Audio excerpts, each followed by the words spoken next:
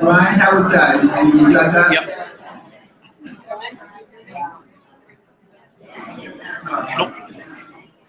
Ryan, can you hear me? What? Can you hear me? My mic well?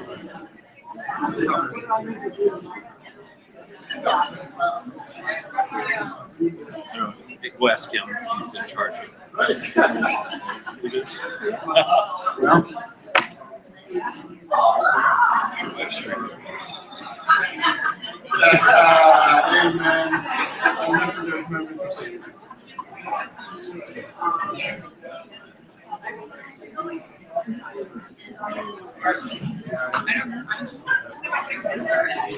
So it's just about that time. I'm going to ring the bell.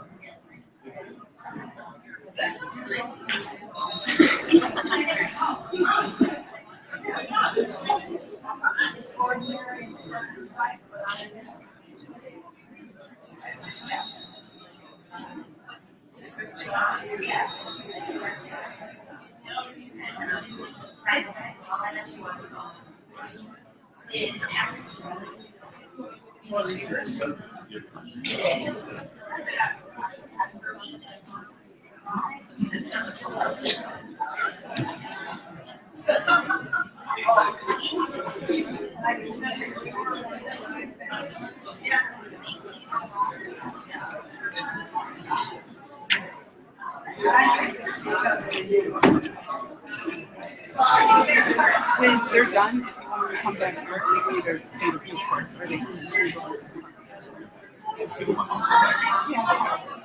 They after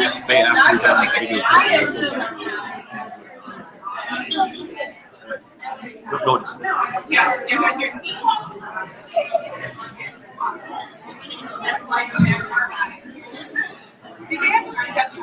Bea, try to hold it steady.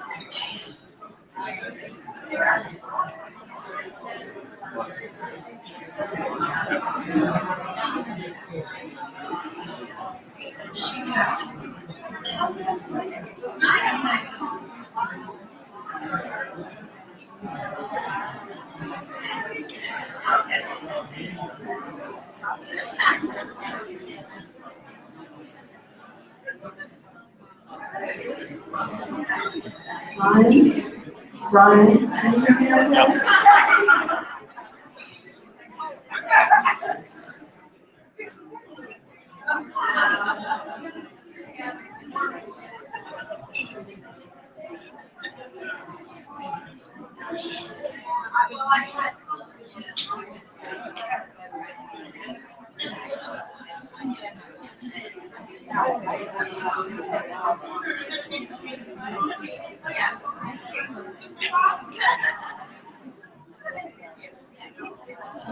All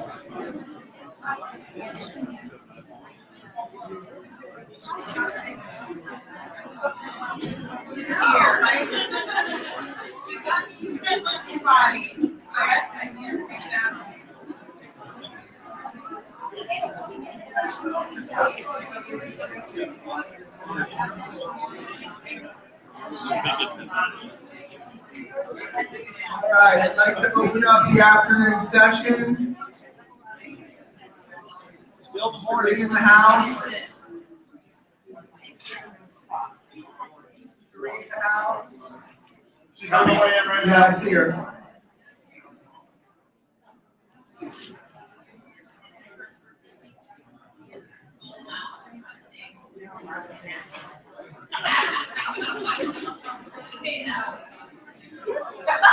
So I'm imagining that each of you have had the opportunity to spend time with each other and start to begin to explore this wonderful city. I want to explain a few things for you as we work continuing education through the afternoon and tomorrow.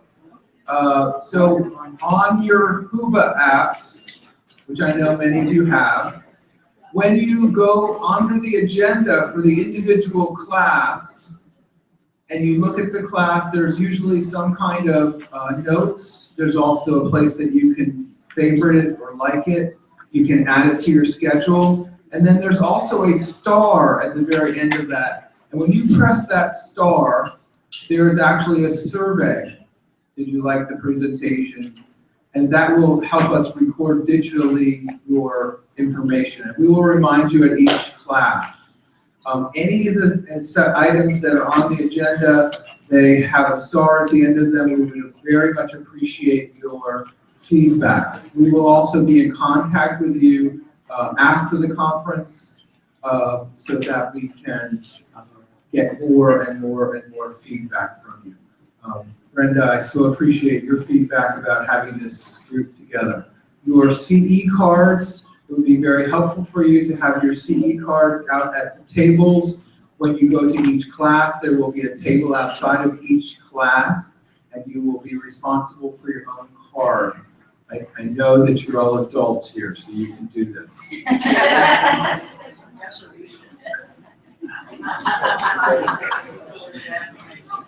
So we have some of our Teachers of the Year presentations. I would like Cherie, Son, and Mo to come up to begin this process and let us know what this is about. I would encourage each of you to apply for this award. This is a very prestigious award. Within our industry, we are the teacher education standards, the holders of that. And so I want to honor each of you. You could win this award.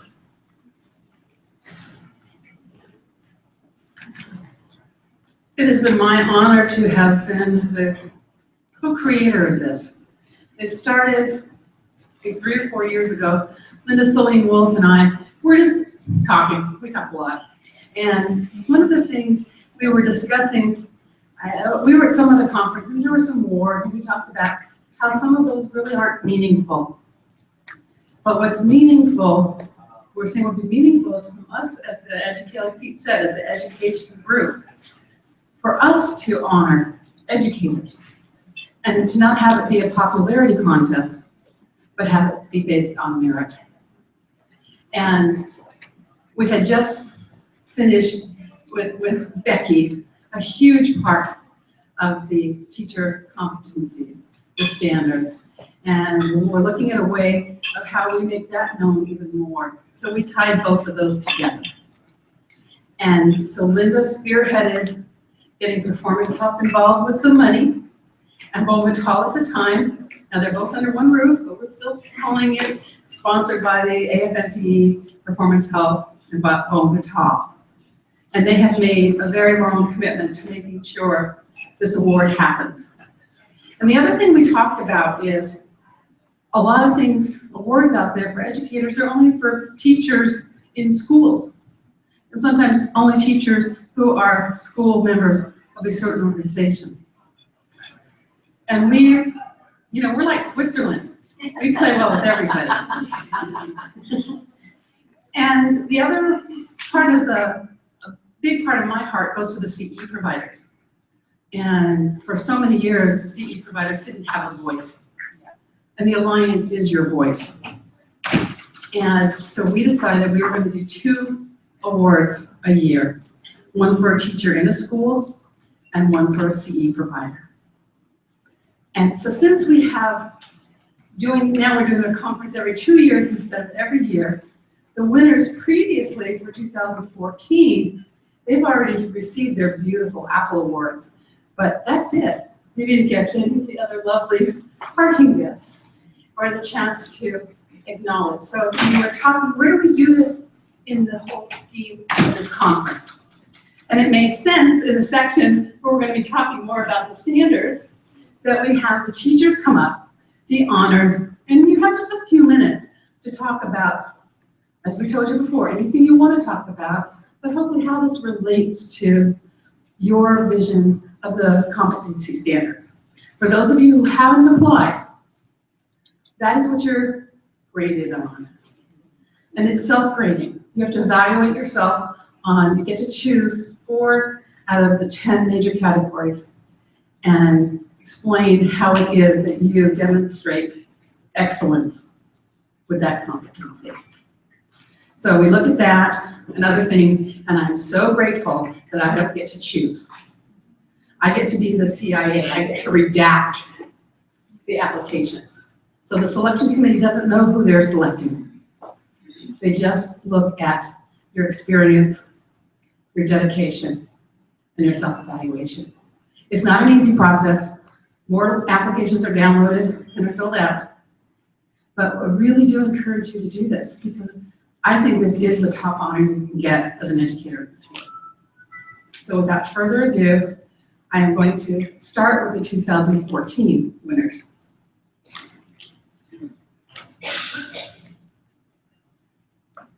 Whitney Lowe, will you please come up?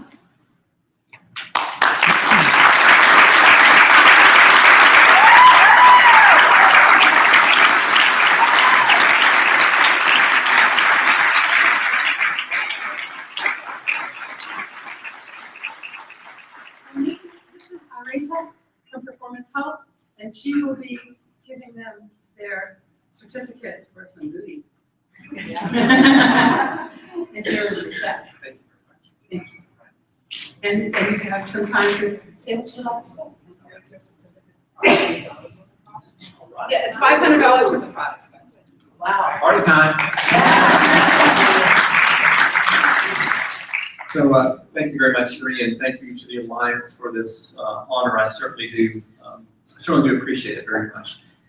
Something that you just said, Sheree, struck a chord here too, and I wanted to just take a moment to say this in regards to continuing education providers, because I think this is very important that the Alliance is doing this particular award now and in the future, because especially in the continuing education world, a lot of the educators out there, this does get to be a bit of a popularity contest about stuff, and too often there's not a focus on educational quality and the very important factors that go into what makes a really good educator. Sometimes the most popular CE providers are the ones with the biggest magazine ads and things out there, but not necessarily the ones entrenched in looking at how to make a really good education. So to me, I would like to see this award focus on those kinds of things in the years to come, and I think this is a great start in doing that. So I thank the Alliance very much for this honor and for doing this for CE providers for the future. Thank you. Okay.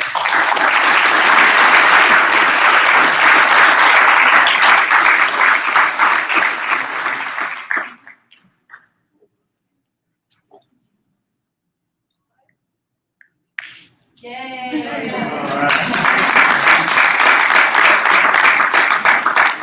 So the 2014 winner in the teacher category is Kate Miller.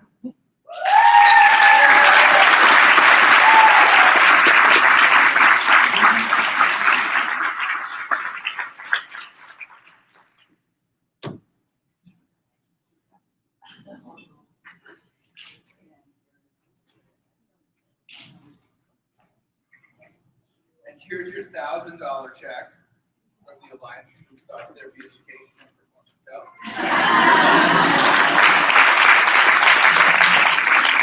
And I want to introduce you to Kate Miller. Many of you have met her already. Kate was my teacher 27 years ago.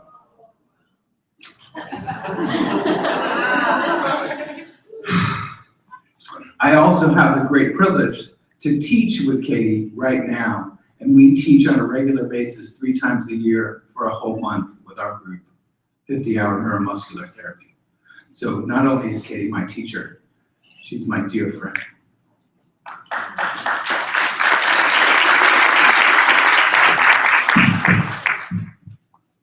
Hang on.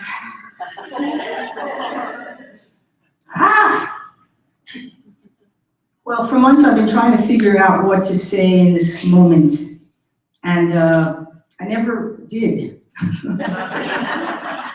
And then about an hour ago, as I was sitting in the room, I was thinking, you know, one word, I've heard words like,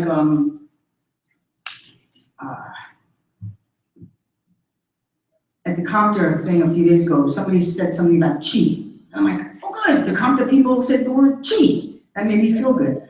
And people talking about energy, and people talking about standards, and accreditation, and all these words. And then just a little while ago, I was thinking, one word I haven't heard here is the word magic. And I know for myself, when I started in this profession 33 years ago, which is also half of my life, I've been in this profession. I grew up in this profession for 33 years. And I came into this profession because I knew that there was magic in life. And I was young and feeling myself a healer, small age, but the healing art of massage. And I was deeply spiritual, so to speak, and I thought, I want to do healing work, and I want to give people the deepest spiritual experience I ever had on my table, and all those kind of things. And, you know, as I progressed as a teacher and in my learning, you know, I studied and studied and studied, and ended up teaching, you know, things like anatomy and physiology and kinesiology, because I also love knowledge and knowing what I'm doing and helping the students know what they're doing. And I will say, so I want you to know that about me. I teach neuromuscular therapy. But I'll tell you that my favorite class that I teach still, that I created a number of years ago, is a class that I call Magic Day. And at the Florida School of Massage, all of the students know that they're not allowed to tell the incoming students anything about Magic Day. They're not even allowed to utter the word. And they don't. They respect that. Because I always want every student to come into Magic Day without any kind of concepts of what's going to happen. And what Magic Day really is a day where the students are free to touch each other without any ideas from their brain, to just feel it. Feel where to go, and also feel who to go to. And they get to go to 3 different people. No feedback, no nothing like that. And I say to the students who are receiving, if you need some work somewhere, you got a headache, call somebody in to your head to work on you. If your feet are bugging you, call somebody in to your feet. And the thing that I love about Magic Day is that we've been doing it for probably 20 years, is that it's always magical. And the students are blown away how somebody came to where they wanted. Or they're blown away because they felt to go to somebody and felt to do something, and then that person gave them feedback and said, that was so perfect, what you did. We do that class in the middle of neuromuscular therapy just to do something else. So it was really the feeling of magic that brought me to this profession, and it's still the feeling of magic that inspires me and that I share with my students. And I'm glad research is happening for sure, you know, all that stuff. I'm glad all that stuff is happening. I am. But I wanted to put the word magic in this conference because that's why I'm still here. And I want to say one last thing. 33 years in this profession, this is the first national conference I've ever gone to.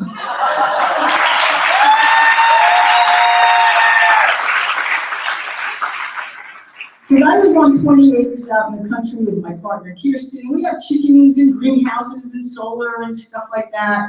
And I'm still a counterculture kind of person, and it's hard to get me off the ranch when I'm not plugged into teaching or doing private practice and so on. But I will say that I'm having a wonderful time here. I have met so many people that I just love, and some of my concerns about what's happening in this profession have been alleviated by going to the meetings and realizing that the CompTIA people aren't just corporate robots or whatever my imagination was doing, that they're wonderful people, good people. I'd invite them to my home for my party, you know. And it's really taken a little bit of a burden off of my heart because I didn't know what was going on, but I hear things, you know. So anyway, so this is my first national conference. It won't be my last. Thanks.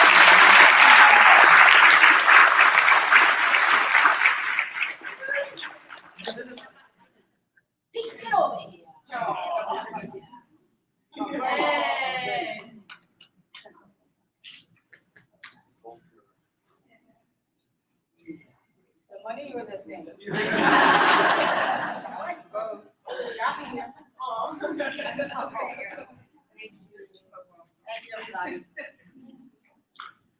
All right. Hard to follow that one. Of course, I'm a true believer in magic too, so that warmed my heart. The next educator that we want to honor is in the CE category, Ariana Vincent.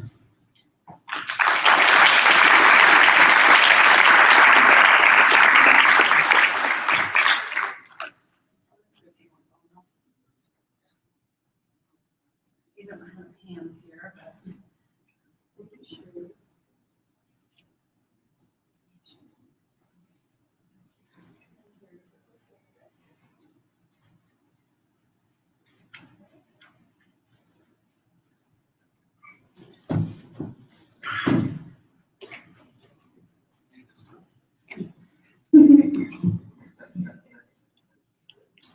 Hi, my name is Ariana Vincent, and I'm the CEO of the Ariana Institute for Wellness Education based in Austin, Texas.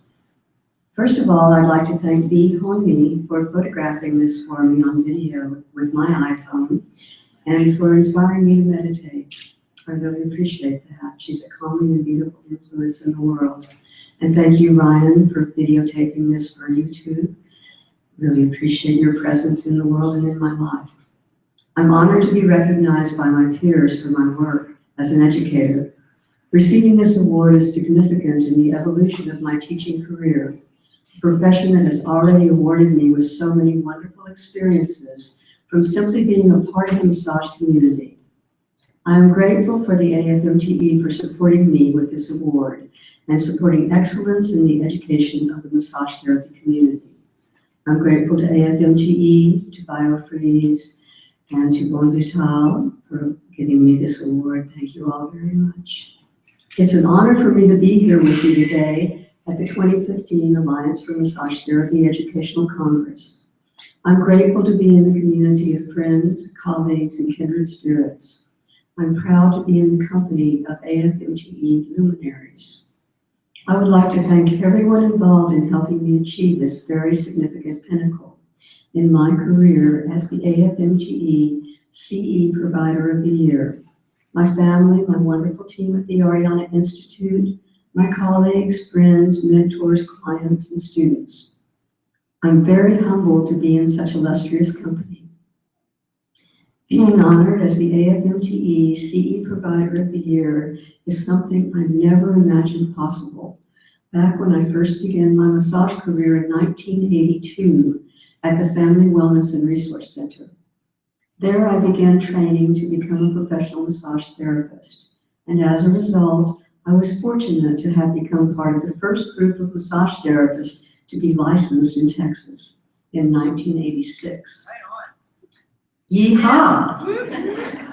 In 1999, I obtained my certification as a massage therapy instructor and continuing education provider and began forming the Ariana Institute. I teach at clinics, spas, and schools and welcome additional teaching opportunities. The changes I've seen during the course of my career have been remarkable. We as a society are deepening our respect and appreciation for massage therapy, and I'm grateful to have found my vehicle for serving the world in the massage therapy profession. The needs and resources of students continue to increase, so the standards of teaching must continue to elevate with them. Students can be willing to learn, but they can only reflect the quality of education that they are given. So, as educators, we must admit the highest standard of education we provide if we are to see the same standard reflected in our students. It wasn't just my talents as a massage therapy educator that made success possible for me and for the Ariana Institute. I wouldn't be standing here in front of you today without the support of many people. I would like to thank everyone who made this moment possible for me. I'd especially like to thank Michael McIver, who's believed in me from the beginning. I acknowledge the countless everyday contributions those who have supported me have made on my behalf and on behalf of the Ariana Institute. I'm grateful for the contributions that each and every one of you have made to the ongoing evolution of the massage profession. Looking back on my career, I attribute much of my success to being resilient, surrounding myself with supportive motivational peers, and keeping a positive perspective. Thank you all again and again. Being honored as the AFMTE CE Provider of the Year means the world to me. Your kindness is deeply appreciated and will long be remembered. I accept this award for each and every one of us. We all shine with the inner light. I leave you with one of my favorite club quotes by Pericles that I shared with Ryan Homey years ago when he interviewed me on his Massage Nerd show. Thank you, Ryan. What you leave behind is not what is engraved in stone monuments, but what is woven into the fabric, into the lives of others.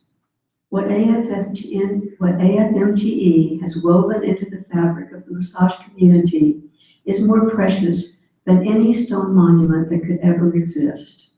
I sincerely thank you all.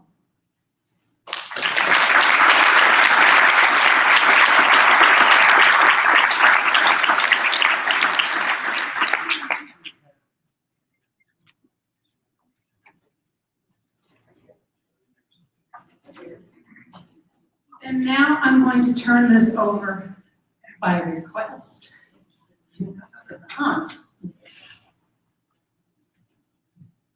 Stand next to me, Sheree.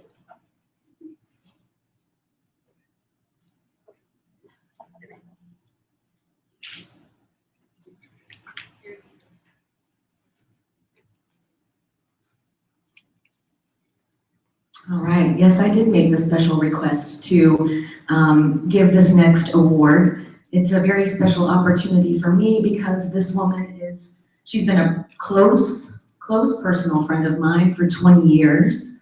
We've been colleagues for almost that long. We started out colleagues as massage therapists together, and we've been working in the school environment together for about 10 years now. Me as an administrator and her as an instructor. And for those of you administrators in the room, you'll appreciate this. She's the teacher that I never have to ask anything, I never have to ask her for anything. She's always there with an updated lesson plan, her, insurance renewal, all those documents that we're required to keep. She is just very proactive and very responsible. And as administrators, you know what a gem that is. She truly cares for her students, and she truly cares for this profession. She's continually seeking ways to improve her own education and to give back, both locally and nationally. She's always there to volunteer. and help and go above and beyond, again, without ever being asked. So it is my wonderful pleasure to present the Educator of the Year Award, excuse me, to Julie Bentham.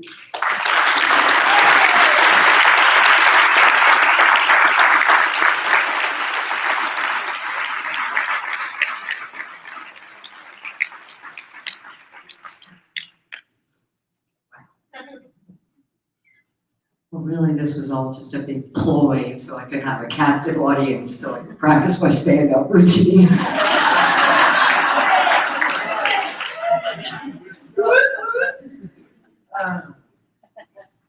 I am amongst the cream of the crop. Thank you so much for this award. My story is kind of like rags to riches. I was privately trained as a massage therapist. I thought it would be a fun hobby.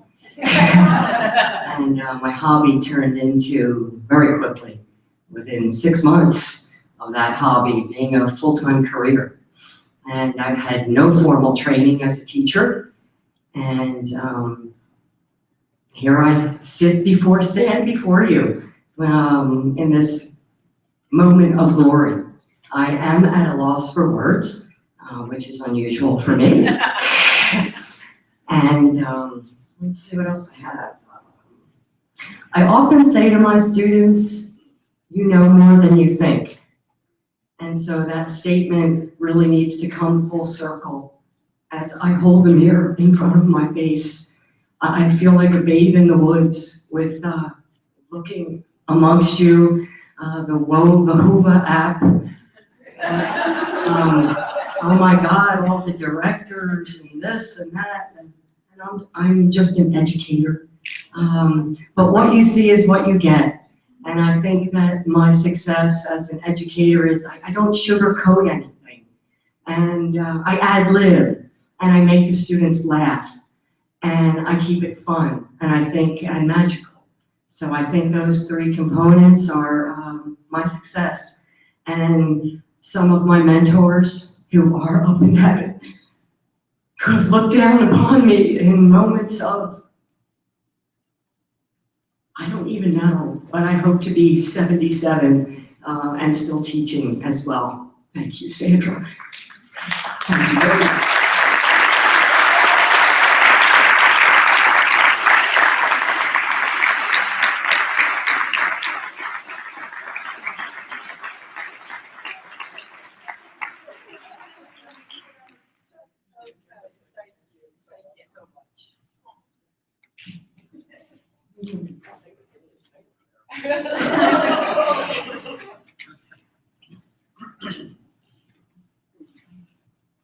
So I want to turn the mic and the floor over to Dawn Hogue and Gloria Lawrence, our esteemed team. We're working with the Professional Standards Committee. This is the main project of our National Teacher Education Standards Project. I am so grateful to both of you. Thank you very much, Pete. Julie and I, knowing that this award ceremony was coming, we talked about would we be able to keep it together. I think we did pretty good. But congratulations to all of the educators of the year. So it is my pleasure to join with Gloria Lawrence and give you all an update on our Teacher Education Standards Project. Gloria is going to give you some background, and then I'm going to follow her and give you an update, a snapshot of where we are right now.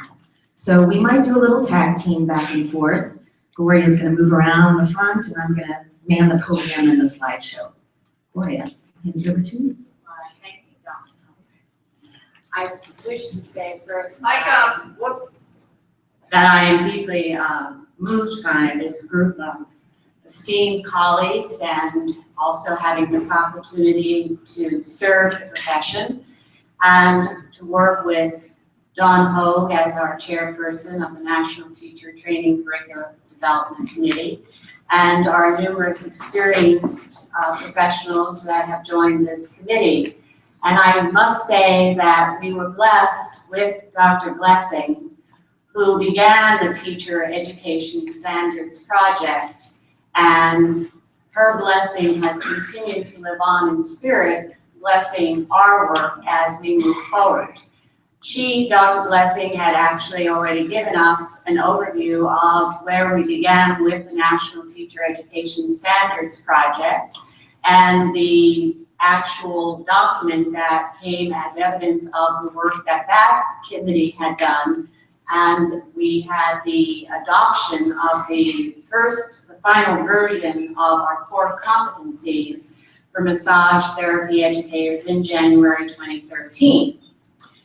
Shortly thereafter, I was honored and humbled to be asked to serve by the board of directors for our alliance as board liaison, and I was introduced and blessed yet again by the introduction to Don Hope. And what we first initially did is we met over phone. We had never met before, our paths had never ever crossed, and immediately I felt the spirit, I felt the synergy, and I felt that, indeed, we have the shared vision of where we would like to take the National Teacher Education Standards Project to the next level.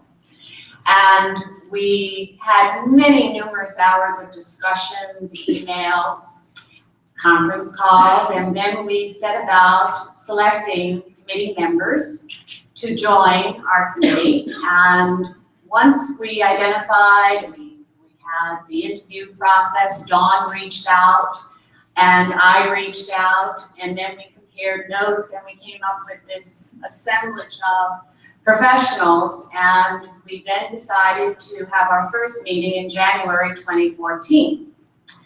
When we convened in January 2014, we first, after introductions, we decided we needed to review our core competencies, become more familiar with the core competencies and the standards and the content of the categories that compose the core competencies.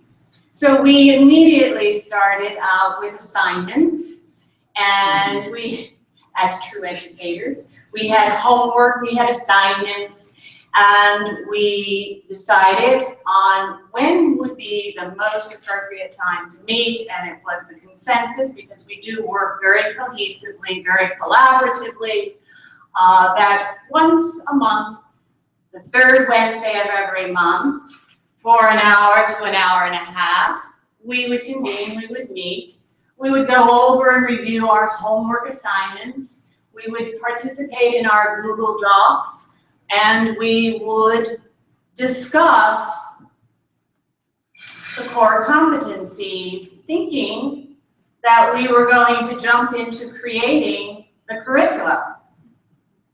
And then we took a step back, and we thought, no, we can't just jump into creating a curriculum without what? What do we need to create curriculum?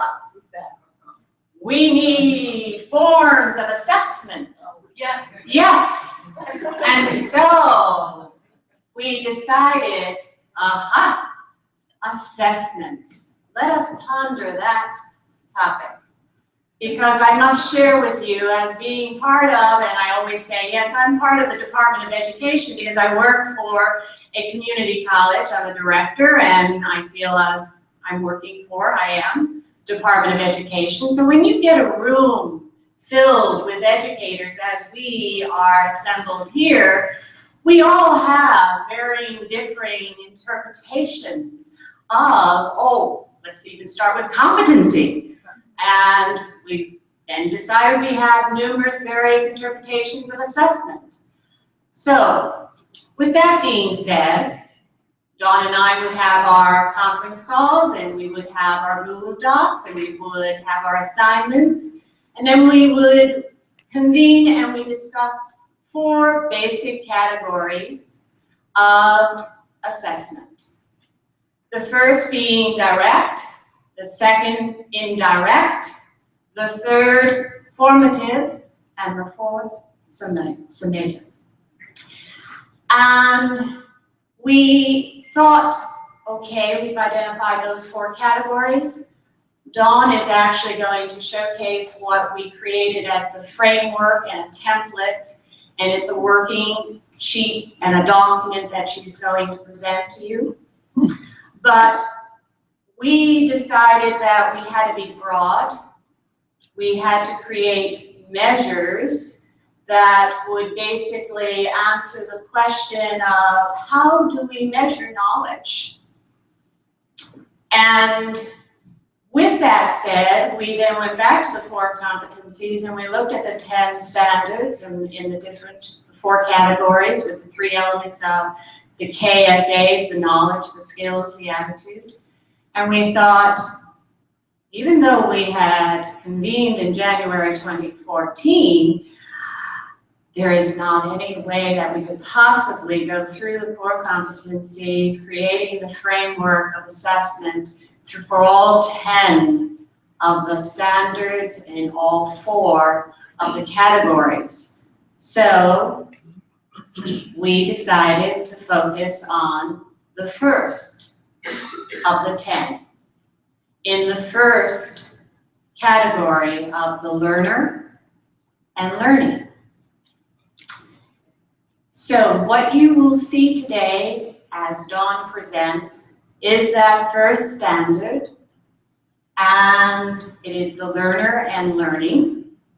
We have a worksheet that we will also provide you with, and Dawn will showcase that. But before I allow the regular shift in presentation format, I want to share just a few interesting facts with you. Paul Beck, who is an assessment expert, has a very good example of how one can differentiate between formative and summative assessment. And I like his example, and we also have a cartoon. I hope that we're able to share that with the group, realizing that, you know, there are all varying measures, but informative and summative. He said, you know, when the cook tastes the soup, that's formative. But when the customer tastes the soup, that's summative. Also, the concept of formative assessment actually wasn't established until the 1960s. So you can see that as a group, our members were dealing with a lot that educators have recently come to and educators continue to interpret, depending on their philosophy at the schools from which they teach, see providers' philosophy, what the focus is. And with that being said, I'm going to turn the floor to the presentation to Dawn, and she will begin the standard 1.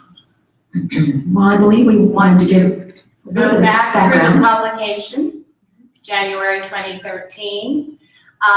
We have also created, when we speak of the identification and development of resources, I think it's a perfect opportunity to showcase our Angie Meyer, who on July 17th, through Map Knowledge, launched our first course, which focuses on assessments for the bodywork instructor.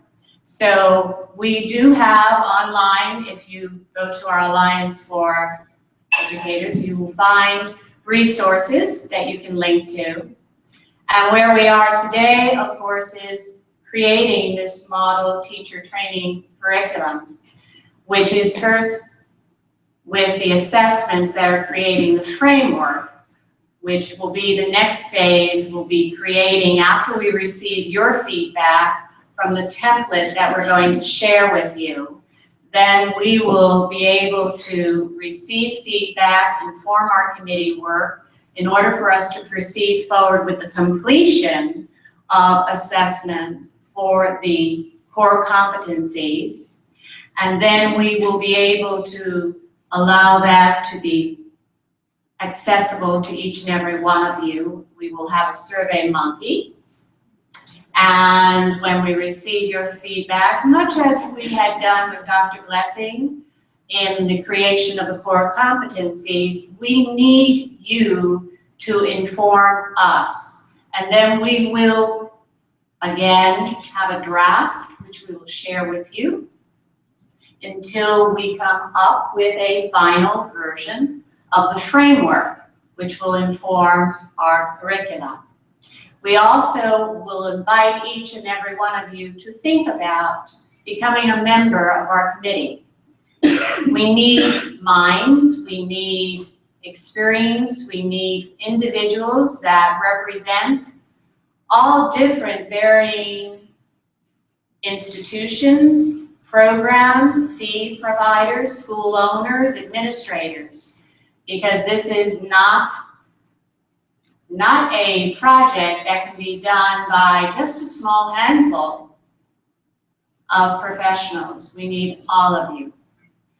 So where we are today is actually in that phase 3. We know that we are moving towards the phase 4, where eventually it's going to evolve to the level of a voluntary certification program.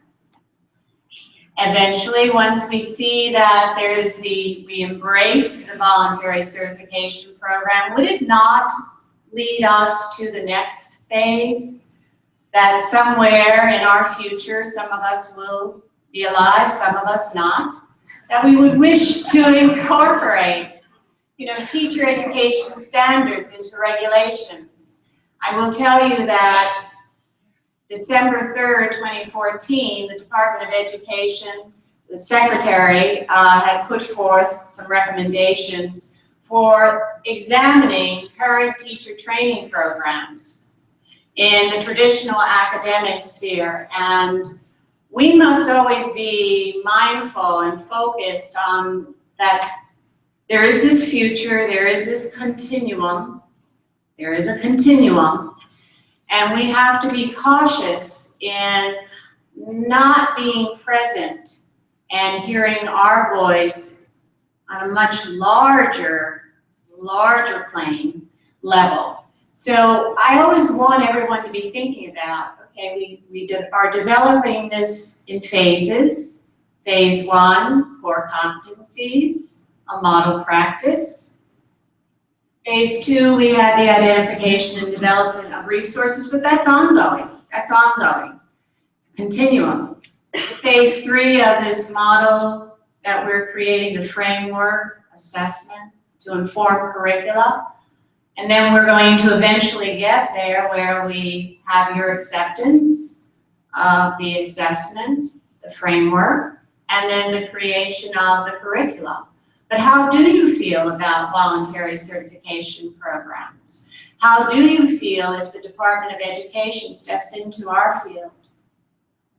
And if we haven't developed, if we haven't the framework, if we haven't identified the curricula, I can assure you they will impose their curricula on us. And I can assure you that they are not cognizant of the hand and the heart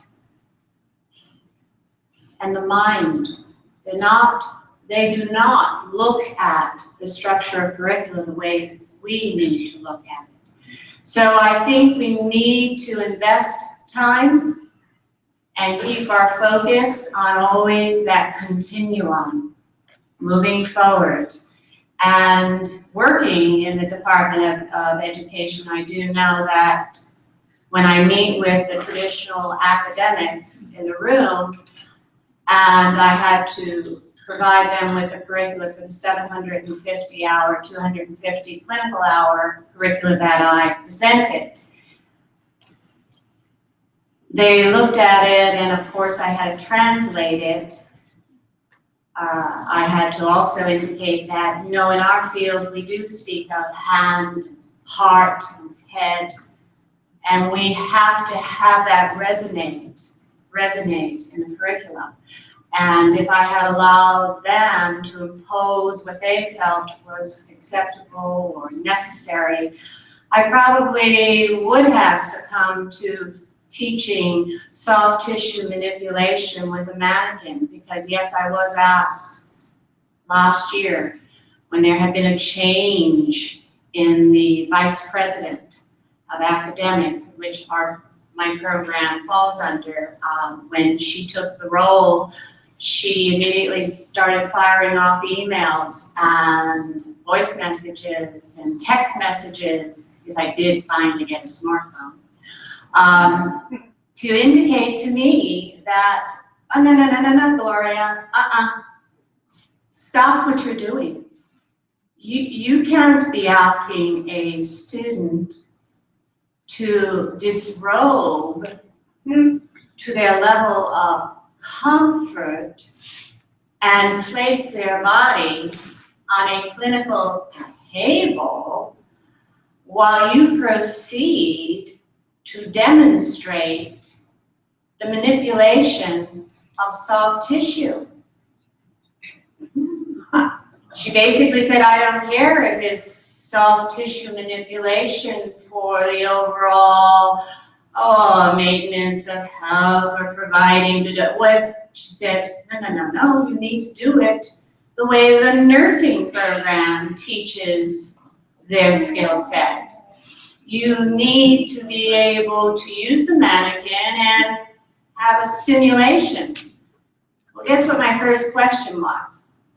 My first question very respectfully, very humbly, I asked, have you ever experienced a massage? A therapeutic massage? Now, I have to frame this for you. Speaking of frameworks, I have to frame this and indicate to you that I do have my program from a very rural, it's a very rural area where I live, and the demographics is very interesting. So of course, for the answer to be no, I've never had a massage therapy session was, well, I still found it unusual. But long story short, the essence of what I'm saying and sharing with you is that we have to create this by the profession, of the profession, for the profession. So when as we work through all that we do, we always have references. Yes, research. It's a passion that we all share, and you will find that we use research to inform our work.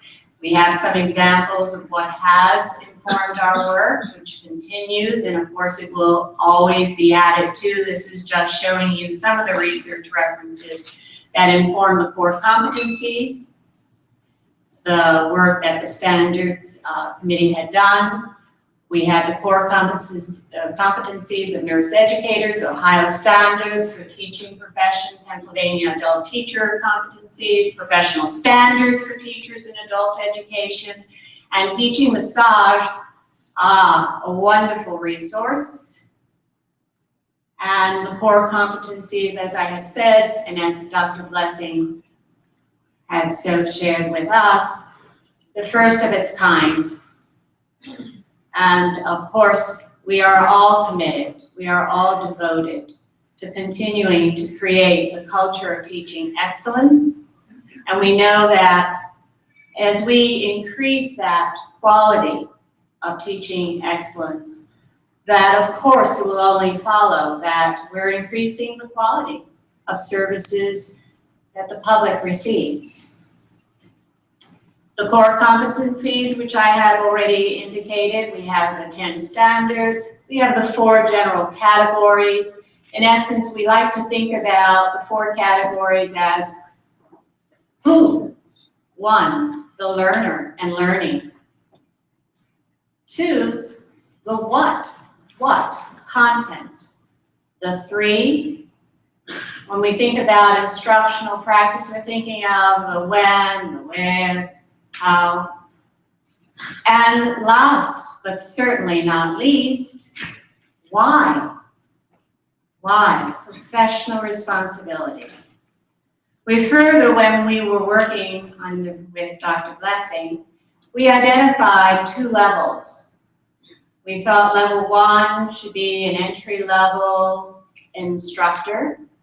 A level 2 would be a more experienced, more seasoned instructor. And then the elements, of course, what we all know, our KSAs, are knowledge, skills, and attitude. Attitude, which recently our very esteemed chairperson, Dawn Ho, webinar that she put together, Recipe for Success, Attitude, Attitudes, Attitudes. And of course the standards, and how many of you are really familiar with the core competencies? How many of you can say you live, breathe, sleep, dream the core competencies? Okay. If not, I encourage you to link to our core competencies, and you will discover that under the learner and learning, you have the standard 1, learner development and well-being. Our standard 2, learning differences and integrative approaches. Standard 3, the learning environment. How many different forms, types. Second category, the what, content. So standard 4, content knowledge. Standard 5, application of content. Category 3, the where, the when, the what. Standard 6 is under instructional practice, planning for instruction. Standard 7, instructional strategies and delivery. And then standard 8, observation, and assessment. Last but not least, the who, why, professional responsibility. Standard 9, professional development and ethical conduct. Standard 10 is, of course, collaboration. And how much collaboration, collegial, cohesive collaboration we have already experienced and will continue to experience throughout the course of this Congress. With that being said, I am now going to turn the mic over to my esteemed colleague, who I must say, again, I have felt I am blessed. I keep saying this to Stan Dawson and to Pete Rittridge. I said, it's incredible. First, I had the opportunity to work under the directorship of Dr. Blessing and Stan Dawson, Dr. Dawson, and now I am so humbled and honored to be in service with Dawn Ho. So, thank you. I thank you. Be well.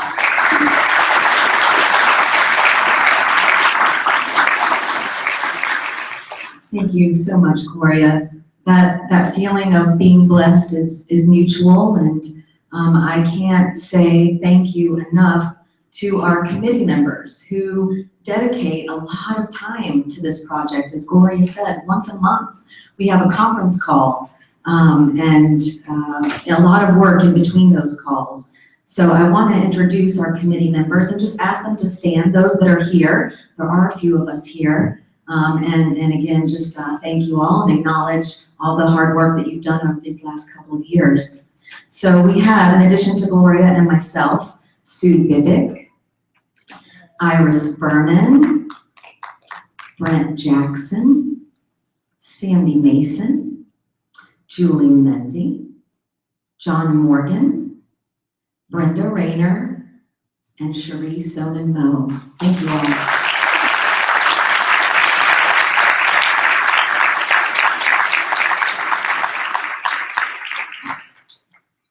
And we are doing a breakout session later this afternoon. So if any of you are more interested or interested in learning more about our project or talking to any of us from the committee, we invite you to join us this afternoon from 4 to 5 in that breakout session. We'll be going into more detail into one of the standards.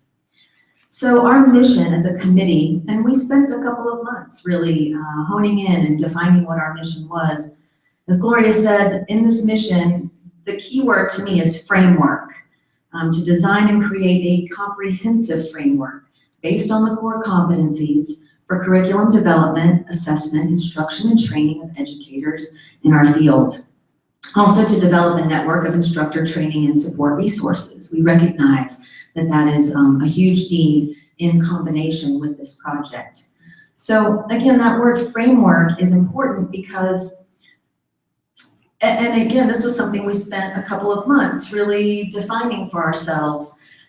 We want this document to be able to be applied to a variety of different modalities. So we want, teacher education standards to be able to be applied to an oncology training, or to an orthopedic training, to a Swedish massage training, to a reflexology training. So it was important for us to create a structure that had enough detail and to establish some consistency of those standards, a certain level of expectation and consistency, but that this framework was broad enough to allow for those unique modalities, I'm sorry to use that word, Wayne, those unique specialties, specializations, fields, to be able to take this template and apply it to their particular needs as well. So that was really at the forefront of our intention and our planning.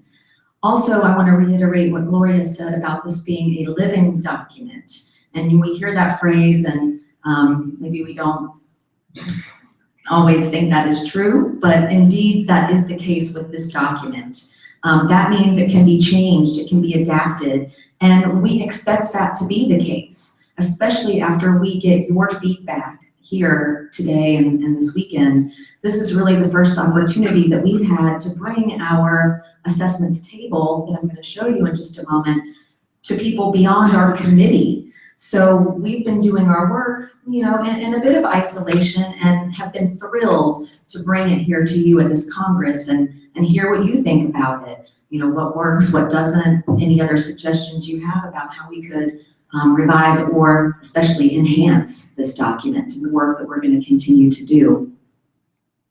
So as Gloria said, we really, in our process of getting to know one another and trying to define our mission, we really honed in on the fact that assessments was the key piece that was needed here in this phase 2 and 3. The phase 1 of the development of the core competencies was a huge undertaking. And if you haven't looked at that document, it is on the Alliance for Massage Therapy website, afmte.org. It's there in its entirety, and it's a pretty heavy document. It's got a lot of detail, and it's really got a lot of meat to it. So we didn't need to reinvent that wheel. We needed to complement that wheel and give it its next piece to keep it moving. And assessments was the key to do that. When Gloria was describing those 3 components that are embedded within the standards, knowledge, skill, and attitude, we spent a lot of time being very attentive to what types of assessments fit best with that type of content. And so, for example, the content of knowledge, how can you assess someone's knowledge? You can do that directly through a test. Is one of the most, easy options in terms of how you can assess knowledge directly. Skill, how can we assess skill? The skill of an instructor, the skill they demonstrate in conveying knowledge and in facilitating a classroom. And we realize that can be done directly, again, through a test or a direct observation, but it can also be done indirectly through an instructor's case study, for example. The component of attitude is really a little more nebulous to try and assess, and so that really fits best with an indirect assessment. Again, an instructor doing a self-evaluation in terms of how they are recognizing students' attitudes and how that's influencing the classroom, as well as what attitude the instructor is bringing into the classroom and how that's influencing the learning experience. So assessments is where we've been giving the majority of our attention these last few months, and where we will continue to give our attention in the months to come. So I'm going to show you, and I'm sorry it's so small, but there's a lot. There's a lot to it, as I said, and I really wanted to keep it all on one page rather than having it flip into multiple pages. There's not going to be a test, so you don't have to worry about really looking at the detail unless you want to. And if you want these slides, they will be available, I believe. So. So standard 1 is the learner development and well-being, and we're going to look at, for just a couple of moments here, the knowledge, the skills, and the attitude. And we wanted you to see from this assessments table, this is what we're calling this document, the way it's organized. So you can see here on the left side of the chart, it's the competency, and that is straight from the core competency document. And it's organized by levels, level 1 and level 2. New instructor, and then moving into a more experienced instructor. And just looking right there at level 1, number 1.1.1, there's a lot to that. That could even be separated into multiple components. Teachers understand how learners construct knowledge, how they acquire and embody skills, how they develop disciplined thinking processes and somatic awareness. So we looked at that competency and we said, okay, what knowledge is needed in order for an instructor to be able to meet that competency? Think of the competency almost as the expectation. So what would I, as a teacher, as an instructor, as an educator, need to know in order to meet that expectation? And we decided, okay, the instructor would need to understand stages of psychomotor development. How do people develop?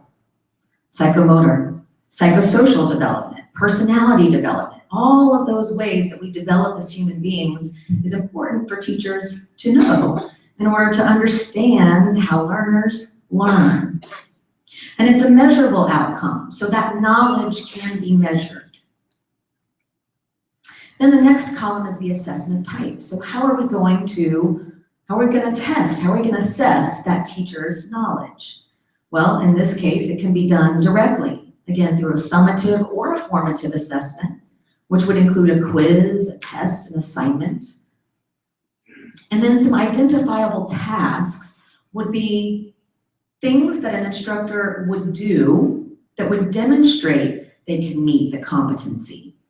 So the measurable outcome is related to the knowledge, and the identifiable task is related to the skill, really, that the instructor brings into the classroom and is reflected in how they do what they do. So in this case, we said the educator can assess student readiness and preparation for academic material.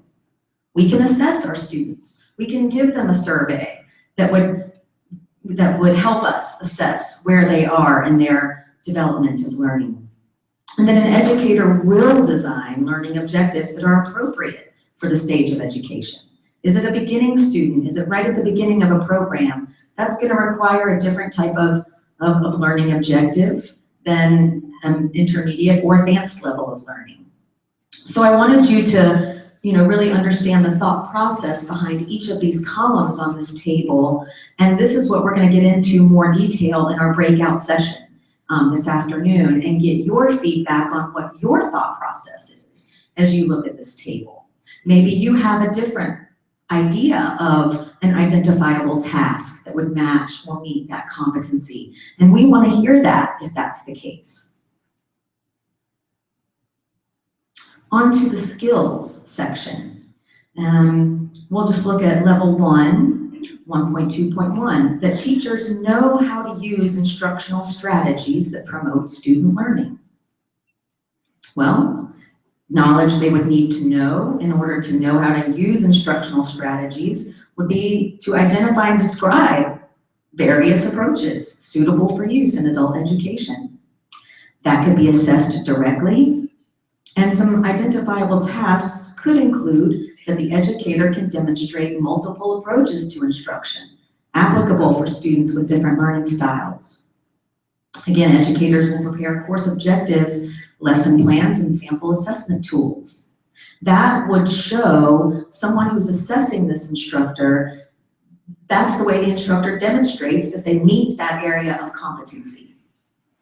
And I want to pause right there and say that when I came into this project, again, it was picking up from the core competencies that had been established, but I had been volunteering for CompTA for many, many years. So for me, this competency-based language was something I was already familiar with and utilizing on a day-to-day basis in my school. So it was an easy segue for me, but we certainly understand at our committee level that this kind of language is not familiar to everyone. And so just wrapping our minds around how to see things in terms of competency and how do we assess that, measurable outcomes, identifiable tasks, that's often an educational process in and of itself. So we may find as we evolve that there's a preceding piece within this that helps teachers understand what is competency-based learning. The skills continue on, and you see here with the examples of level 2 how the expectations shift and change and become greater on a more experienced instructor. So for example, if you look at level 2, 1.2.10 at the very bottom of the screen, teachers develop strategies to help learners work through their feelings as they focus on client needs. That's, we looked at that and we said, huh? Okay, what would a teacher need to know in order to meet that competency? Work through feelings, helping students work through their feelings as they focus on client needs. To me, it immediately rang true that, well, they need to understand transference and countertransference, right? We need to understand what's my stuff, what's their stuff, and how to navigate that territory. That can be done directly or indirectly. And an example of something an educator could do would be that they would provide tools for those learners to explore their feelings and emotions while remaining client-centered. And I am gonna save a few moments here at the end of the presentation for questions. So if you do have any, I'll be happy to answer those in just a couple of minutes. This next one was from the attitudes section of Standard 1. And again, I really appreciate this component being included in such a document. Often we focus, again, on the technical side, the knowledge and the skills, but it's the attitude and sometimes that intangible quality that really has a major effect on our students' experience in the classroom. So if you look down at level 2, 1.3.6 down at the very bottom, teachers recognize learners' emotional challenges. So that's building on the skill set of helping students recognize their emotional challenges or needs while staying client-centered. This takes it to the next level and puts the responsibility on the teacher, the educator, that they are able themselves to recognize learners' emotional challenges. If you look over to the identifiable tasks column, a couple of ways that instructors can do that include assessing and responding to learners' needs and providing appropriate resources. So as Gloria mentioned, phases 4 and 5 will take this project into a voluntary route, voluntary certification, which helps elevate the standards for instructors, helps establish consistency of training. And we talked a lot about the earning potential at the committee level. And, would an instructor who has a certification as a teacher be able to have a higher earning potential than perhaps an instructor that is not certified as an educator? Helps ensure student safety, student confidence, and it really supports the growth of the instructor at that voluntary level. But when you move into the regulatory level, and I understand that regulatory level, sometimes, there's concern about that and restriction. The balance is that, again, it helps ensure public safety and establish those consistent standards. That's come up a lot in various discussions over the last couple of days about the needs for minimum standards, and then how do we grow from there into advanced standards. So at the regulatory level, I really appreciate that that's what it serves in a broader sense. It helps maintain those standards, consistency of training, consistency of outcomes, really helps ensure the public safety. When the public understands that there is a consistent level of education happening in our field, that's going to help elicit within them even more confidence in the work that we do. And we might see that 15% of people who've received massage grow. Public confidence and the growth of the profession. That's also something that I appreciated about the difference between voluntary and required certification, is that on the voluntary level, it certainly supports the growth of the instructor. It provides an incentive for us individually to improve our skills. But at the regulatory or required level, it really helps the growth of our profession altogether. So we feel like the core competencies plus the assessment table and the resources equals your teaching success. So here's the table that I mentioned we're going to be reviewing in the breakout session. I don't know that we have too much time. Jen, would you mind giving me a time check? We're right on. Okay, excellent. Thank you. So we'll save the worksheet until our breakout session. If we had time, we were going to maybe share a little bit of that here, but I'd rather use that time for your questions, because that's our next step, is that we want to hear from you. As Gloria said, we will be doing a survey monkey. We're going to finish up with all of the 10 standards with this assessment table. And it's at that point that we will put it out to the public for your public comment and feedback. And then we'll go through our revision process and present it to you again, maybe at the next educational congress, and get your feedback. We really want to hear from you. So I would love to welcome any questions that there might be out there. We have about 10 minutes remaining. Yeah. And please go to the mics. Can you hear me? Yes. This is Angie Meyer. Oh, hi, Angie. I'm sorry, it's not a question, but it's a little disclaimer. Thank you, Gloria, for the shout out for the online Max Knowledge course that I just finished and they launched last week. I do want to provide a little context though. I was asked by Max Knowledge directly to develop a course specific to body workers. If anyone's familiar with Max Knowledge, it's an online learning. They do all types of career, college, compliance, instructor trainings. It's a neat form for what it provides. And they wanted to do more specific for different like culinary, and so they talked to me about body workers and massage. So I was happy to do it. I started out as a teacher. I have a master's in curriculum instruction, so I can really geek out on the kind of stuff they were just putting up here. And I was so excited about the teacher competencies anyway, I decided, okay, if I'm going to develop this course, I'm going to use what AFFT has already done. I got permission beforehand, but it really wasn't done totally in concert with this great chart. So I just want you to know, if you do take it, which I'd be honored if you did, it's really focusing on the knowledge, the kind of the lower level of Bloom's taxonomy, if you will, the knowledge and understanding. Don't think that the committee thought that, oh, okay, it's standard 8, it's assessment, if you do that, you're done. There's obviously going to be demonstration and the surveys she talked about. None of that, unfortunately, is possible in the Max Knowledge environment. It's very test and formative, and so it works for what it is, but it's not complete. So I just want to clarify that. Yeah, no, thank you. And it's an excellent course, and we're hoping that Angie will develop more in concert with some of our other standards. Bob, I see you at the mic. I just want to share one other thing that maybe a question to leave you with over the lunch break and before our breakout session. Philosophically, something that we really talked a lot about among our committee was, are we teachers?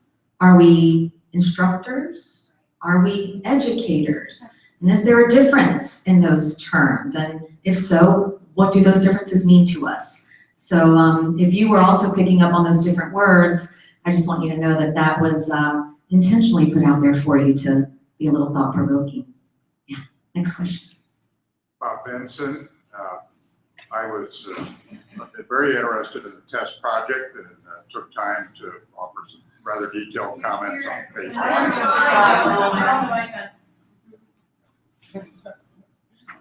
Now we got it. Yes? Yes. I was been very interested in the test project and took time to offer detailed comments on phase 1.